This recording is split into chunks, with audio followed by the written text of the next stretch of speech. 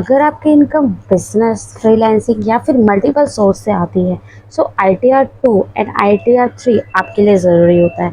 लेकिन जो financial year, जो असेसमेंट ईयर 25-26, जिसका फाइनेंशियल ईयर 24-25 है, के लिए ये फॉर्म्स अभी तक शुरू ही नहीं हुए हैं।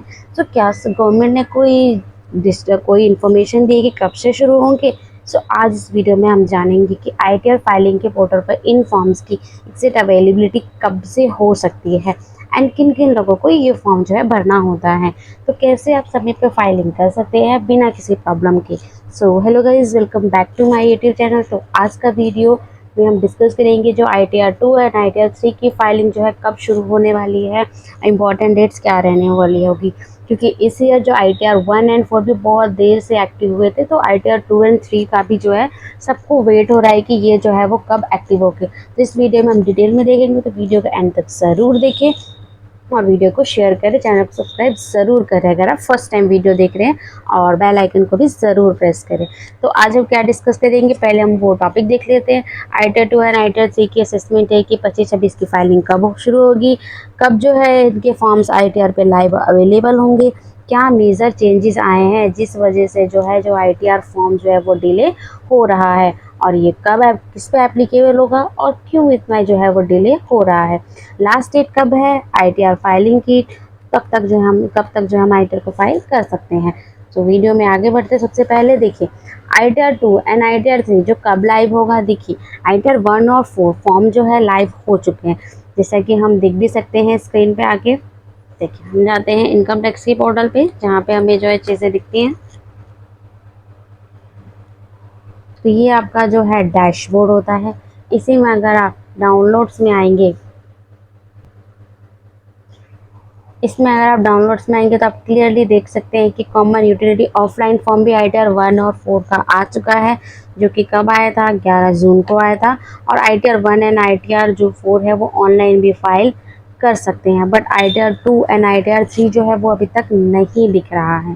ठीक है, तो ये एक्सपेक्ट किया जाता है कि जो नेक्स्ट मंथ शुरू होने वाला है, उसके इनिशियल में जो है ऑफलाइन यूटिलिटी एक्टिव हो जाएगी, और जो ऑनलाइन भी है कुछ टाइम बाद वो भी जो है वो शुरू हो जाएगा। तो उसके पहले हम देख लेते हैं कि एप्लीकेबिलिटी ITR 2 की किस किस पे होती है। देखिए सैलड, जैसे कि अगर आपकी short term long term capital gain है, ठीक है, एक से ज़्यादा हाउस प्रॉपर्टी से आपकी इनकम आती है, डिविडेंड और इंटरेस्ट इनकम आपकी आती है, फॉरेन एसेट्स की इनकम है आपकी, एग्रीकल्चर इनकम जो है 5,000 से ज़्यादा है, उस पर ज़रूरी नहीं कि टैक्स लगे, बट ठीक है, फिर वो आप ITR 1 के लिए एप्लीकेबल आप नहीं होते हैं। आप NRI टैक्स पेयर है। लॉन्ग टर्म कैपिटल गेन आपका जो 1,25,000 से 1,25,000, तो देखिए आप ITR 1 में डाल सकते हैं, बट उसके ऊपर अगर आपका आता है तो पूरा का पूरा फिर आपको ITR 2 आपके लिए एप्लीकेबल हो जाता है। ITR 2 हमने देखा, तो ITR 3 को भी देख लेते हैं। तो इंडिविजुअल जैसे इनकम आपकी बिजनेस और प्रोफेशन से आपकी इनकम आ रही है, FNO इंट्राडे ट्रेडिंग हो रहा है, आपका जिस भी इनकम का सोर्स है उसमें ऑडिट की ज़रूरत पड़ती है। कैपिटल गेन और बिजनेस इनकम आपकी दोनों ही है। देखिए बिजनेस इनकम होती है तो आप सिंपली ITR 4 में जा सकते हैं, बट अगर आपकी कैपिटल गेन भी है तो आप किस में आना पड़ेगा, आपको ITR 3 में आना पड़ेगा। पार्टनरशिप इनकम से अगर आपको पार्टनरशिप फॉर्म से इनकम हो रही है, तो फिर आप ITR 3 में ही आप एप्लीकेबल होते हैं। अब देखिए कुछ कॉमन रीज़न जो ITR 2 एंड 3 के डिले हो रहे हैं।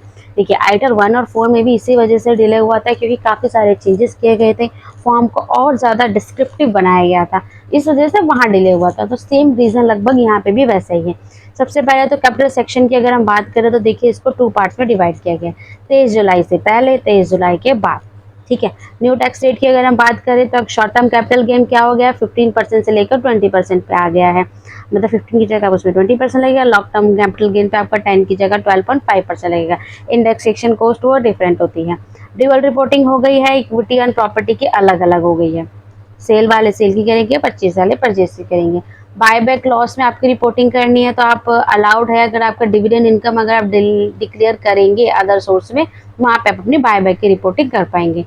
असेट्स एंड लायबिलिटीज़ भी आपको डिटेल में डालनी होगी, उसकी जो लिमिट कर दी है अब 1 करोड़ है, पहले ये 50 लाख थी।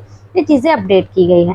एग्रीकल्चर इनकम में क्या है, अगर आपके 5 लाख के ऊपर हो रही है, तो देखिए आपको लोकेशन दिखाना पड़ेगा, लोकेशन आपको डिस्क्लोज करना पड़ेगा शेड्यूल्स के अंदर में। तो ये सारी चीज़ें क्या न्यू अपडेट की गई है। जैसे कि हम ATC के डिडक्शन की बात करें, तो किस वे में आपने कहाँ इन्वेस्टमेंट किया है, वहाँ का डॉक्यूमेंट नंबर, पॉलिसी नंबर, कुछ भी ऐसा कुछ है तो वो भी आपको देना होगा। मीन्स आपको एक डॉक्यूमेंट का नंबर देना होगा ताकि फ्यूचर में उसको ट्रैक इजीली किया जा सके।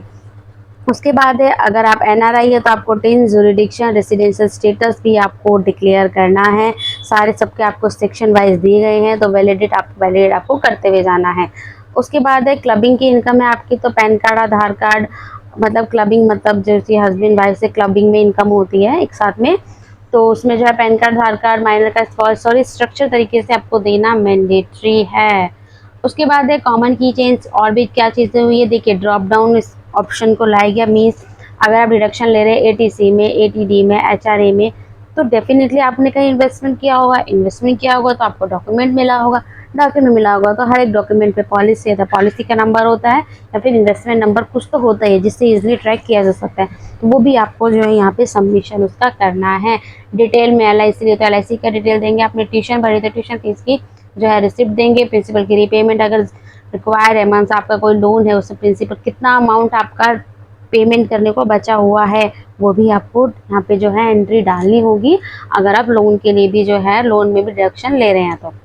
एडिशनल कुछ और देखिए, जो टैक्स पेयर है अगर वो क्रूज शिपिंग बिजनेस कर रहे हैं तो उनका जो सेक्शन कितना है 44BC, ये इसमें ऐड किया गया है। ओल्ड और न्यू रिजीम को और ज़्यादा इन्हांस किया गया है। कुछ कंडीशंस लगाई गई हैं, सेट ए और सेट बी, जो क्लियर कंडीशंस है, आप जब फॉर्म फिल करने जाएंगे तो आप इजीली देख पाएंगे, या जब ये फॉर्म एक्टिव होगा तो उसमें मैं आपको ज़रूर दिखाऊंगी। उसके बाद है फॉर्म 10 आई है, आपको क्लियरली फिल करना है, एक्नॉलेजमेंट नंबर भी डालना है। एडिशनल इनपुट ऑप्ट इन और ऑप्ट आउट आपको रिजीम न्यू रिजीम में आप सेलेक्ट करेंगे तो आपको 10 आई का फॉर्म जो है फाइल करना पड़ेगा एक्स्ट्रा में। नेक्स्ट आते हैं देखिए, शेड्यूल एएमटी अपडेट्स हुए हैं, नए फील्ड ऐड किए गए हैं, brought forward AMT, IFSC income, ESOP disclosure आपको ईयर वाइज करना है। अनलिस्टेड शेयर और डायरेक्टरशिप की अगर हम बात करें, देखिए डिटेल रिपोर्टिंग करनी है आपकी, कितने अनलिस्टेड इक्विटी शेयर है, पार्टनर्स, डायरेक्टर्स डिटेल सब कुछ आपको इनिशियल बेसिस पे डालना होगा। तो ये देखिए, ये सारी चीज़ जब अपडेट हो रही है तो डेफिनेटली उसमें जो है टाइम तो लगेगा ही, इसी वजह से जो है वो टाइम लग रहा है। तो होप्स हो कि वीडियो आपको आइडिया 2 और आइडिया 3 की फाइलिंग की टाइमलाइन प्रोसेस को लेकर आपको काफ़ी इन्फॉर्मेशन मिल गई होगी। सो अगर आप सेल्फ फाइलिंग करने की सोच रहे हैं तो जल्दी से देखिए तैयारी शुरू कर दीजिए। इस बार ज़्यादा डिटेल की ज़रूरत है तो पहले से ही आप उसको इकट्ठा करके रख लीजिए। तो वीडियो पसंद आई तो इसको लाइक करें और ऐसे ही फाइनेंशियल टैक्स अपडेट के लिए हमारे चैनल को सब्सक्राइब करें। So thanks for watching this video. तब तक के लिए मिलते हैं नेक्स्ट वीडियो में, एंड चैनल को सब्सक्राइब ज़रूर करें। और कोई भी क्वेरी है तो आप नीचे कमेंट बॉक्स में भी लिख सकते हैं। Thanks for watching this video. Thank you so much.